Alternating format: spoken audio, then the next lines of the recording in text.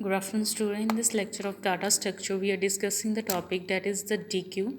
DQ means the double-ended queue. In the previous lectures of DSA, we discussed about the topic that is the queue data structure, and we already discussed about the various types of the queue data structure, and one of the type is DQ. Here the spellings are DEQUE, which means that the double-ended queue. So a double handed queue means queue का main property या main principle क्या है, first in first out. So जो पहले आएगा वही पहले जाएगा. So a double ended queue D queue often abbreviated to DQ, pronounced as DEC also, is generalized as a queue. So for which the elements can be added to or removed from either the front or the back. Front head is known as the head part or the back part is known as the tail part of the queue. So it is also called the head tail linked list. So which means that कि D Q का मतलब क्या, double ended Q का मतलब क्या है कि हमारे पास क्यू डाटा स्ट्रक्चर है, तो क्यू में हम either from the front side भी इंसर्ट कर सकते हैं कोई भी वैल्यू को और बैक साइड से भी कर सकते हैं, because we have the two operation front and the rear part. So front and rear अगर दो है तो फ्रंट साइड से हम क्या करते थे, डिलीशन परफॉर्म कर रहे थे, रियर साइड पे इंसर्शन परफॉर्म कर रहे थे in case of Q. Circular queue की बात करें या फिर सिंपल क्यू की बात करें, बट प्रायोरिटी क्यू में भी सेम थिंग थी. But in this case double ended Q में क्या है, डबल एंडेड मतलब दोनों साइड से इंसर्शन भी दोनों साइड से कर सकते हैं, डिलीशन भी दोनों साइड से कर सकते हैं, which means that deletion and the insertion is also can be done from the front side and insertion and deletion can also be performed on the rear side. Clear? Because in simple queue front side पे हम deletion perform करते हैं and rear side से insertion. जैसे कोई element यहाँ पर insert किया, 10 एलिमेंट आया तो फ्रंट एंड रियर क्या है, 1 पोजीशन पे.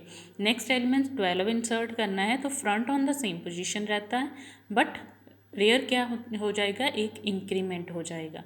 अगेन 15 एलिमेंट इंसर्ट करवाना है into the queue data structure, then क्या होगा, रियर एक और इंक्रीमेंट हो जाएगा, विच मीन्स डैट कि हम आगे से आगे इंक्रीमेंट करते जाते हैं रियर पार्ट को, जैसे जैसे वैल्यूज़ को इंसर्ट करते जाते हैं. जब हमने डिलीशन परफॉर्म करनी है, deletion is always perform from the first side, front side. तो फ्रंट साइड पे यहाँ पर फ्रंट कहाँ पर था, इनिशियल वैल्यू पे, तो फ्रंट पे अगर 10 वैल्यू थी तो वो डिलीट होएगी, तो फ्रंट देन इंक्रीमेंट होगा, which means that rear part insertion के लिए यूज़ कर रहे थे, फ्रंट पार्ट डिलीशन के लिए यूज़ कर रहे थे. In case of double ended Q front side से हम इंसर्शन भी परफॉर्म कर सकते हैं और डिलीशन भी, और रियर साइड पे भी इंसर्शन एंड डिलीशन भी. तो फ्रंट पार्ट को हम हेड पार्ट बोलते हैं इसमें, और रियर पार्ट एंड वाले पार्ट को क्या बोलते हैं हम, tail part, which means that is also called a head tail linked list. So now we can discuss about how we can represent a DQ. We can represent any DQ in two ways.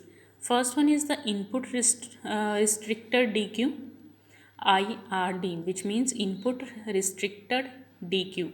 It always allow the insertions at only one end. And second type is the output restricted DQ, which allows the deletion from only one end. Input में क्या था, allow the insertions at only one end, and output में क्या है, allow the deletions from only one end, which means that the D queue can be constructed in two ways, like by using the arrays and using the linked list. So there are the various operations that are to be performed on the DQ. So in a double-ended queue, the various operations are performed like the insertion element at back, insertion element at front, जब हम कोई भी element को insert करेंगे from the rear part, tail part से, that is back part. And second one is the insert the element from the front side, remove the element from the front side and remove the element from the back side. So insertion from back and front, and also the removal from back and front.